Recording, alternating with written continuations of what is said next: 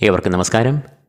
ഈ മാസം 29-ാം തീയതി ഞായറാഴ്ച ലൗകികവും ഭൗതികവും ആയ സുഖഭോഗങ്ങളും ഭാഗ്യവും ധനധാന്യ സമൃദ്ധികളും എല്ലാം ഒരുവന് പ്രദാനം ചെയ്യുന്ന ശുക്രൻ്റെ രാശിമാറ്റം നടക്കുകയാണ്.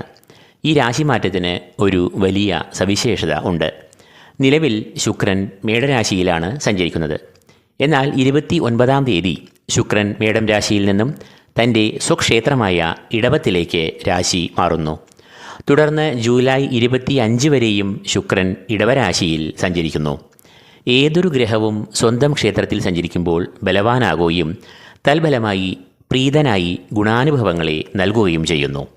അതിനാൽ ശുക്രൻ ഈ കാലയളവിൽ ചില കൂറുകാർക്ക് വളരെയധികം ഭാഗ്യങ്ങളെയും നേട്ടങ്ങളെയും ധനാഭിവൃദ്ധിയും നൽകുന്നു.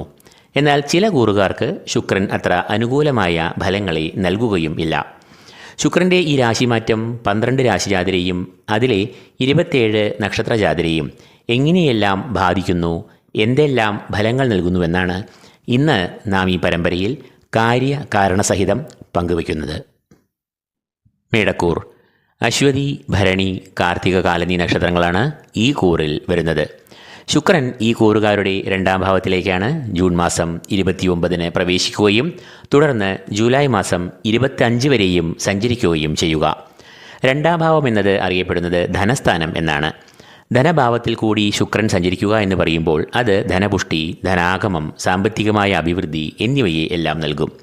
സാമ്പത്തികമായ പ്രതിസന്ധികൾ ഒഴിഞ്ഞു നിൽക്കുമെന്ന് മാത്രമല്ല, പല സ്രോതസ്സുകളിൽ നിന്നും ധനാഗമം, ധനാഭിവൃദ്ധി എന്നിവ ഉണ്ടാകും. ധനനിക്ഷേപങ്ങൾക്ക് അനുയോജ്യമായ സമയമാണ് ഇത്. കുടുംബ ബന്ധങ്ങളിൽ നല്ല സ്നേഹം, ഐക്യം, സമാധാനം എന്നിവയെല്ലാം ഈ സമയത്ത് ഉണ്ടാകും. ശുക്രൻ വാക്സ്ഥാനത്തിലൂടെ സഞ്ചരിക്കുന്നു എന്നതിനാൽ ഈ സമയത്ത് വാക്കുകൾ ഏറെ സൗമ്യം ആകും. കല, സാഹിത്യം, അധ്യാപനം എന്നീ മേഖലയിലുള്ളവർക്ക് ഏറെ അനുകൂലമായ സമയമാണ് ഇത്. ശുക്രൻ എന്നത് മേടക്കൂറുകാരുടെ 2-ാം ഭാവാധിപനും 7-ാം ഭാവാധിപനുമാകുന്നു. 2-ാം ഭാവം ധനത്തെയും 7-ാം ഭാവം കളത്രത്തെയും കുറിക്കുന്നു. അതുകൊണ്ട് തന്നെ ശുക്രൻ ഈ കൂറുകാരുടെ ധനാധിപനും കളത്രഭാവാധിപനുമാകുന്നു. ധനാധിപൻ സ്വക്ഷേത്ര ബലവാനായി സഞ്ചരിക്കുമ്പോൾ ധനപരമായ ഉന്നതി, അഭിവൃദ്ധി എന്നിവ ഫലത്തിൽ വരുന്നതാണ്. 7-ാം ഭാവം എന്നത് പ്രണയബന്ധങ്ങൾ, ദാമ്പത്യബന്ധങ്ങൾ എന്നിവയെയും കുറിക്കുന്നു എന്നതിനാൽ പ്രണയ ദാമ്പത്യ ബന്ധങ്ങൾ വളരെ ഊഷ്മളമാകുന്ന സമയമാകും ഇത്.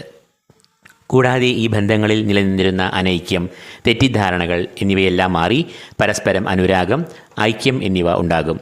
തൽഫലമായി സന്തോഷം, സമാധാനം എന്നിവ കുടുംബത്തിൽ ഉണ്ടാകും. 7-ാം ഭാവം എന്നത് പാർട്ട്ണർഷിപ്പ് ബിസിനസ്, കൂട്ടായ സംരംഭങ്ങൾ എന്നിവയെയും കുറിക്കുന്നു എന്നതിനാൽ ഇത്തരം സംരംഭങ്ങൾ, ഉദ്യമങ്ങൾ എന്നിവയിലെല്ലാം പുരോഗതിയും വളർച്ചയും പ്രാപിക്കുന്ന സമയവും ആകും ഇത്.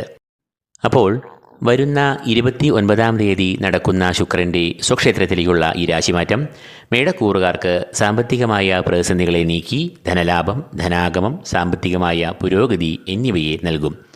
ഈ വീഡിയോ ഇതോടുകൂടി ഇവിടെ പൂർണ്ണമാകുന്നു. ഈ വീഡിയോ നിങ്ങൾക്ക് പ്രയോജനകരമായെങ്കിൽ ലൈക്ക് ചെയ്യുക, ഷെയർ ചെയ്യുക. കൂടാതെ ഈ ചാനൽ സബ്സ്ക്രൈബ് ചെയ്യാത്തവർ സബ്സ്ക്രൈബ് ചെയ്യുക. ഏവർക്കും ഈശ്വര കടാക്ഷങ്ങൾ നേർന്നുകൊണ്ട് നിർത്തുന്നു. നന്ദി, നമസ്കാരം.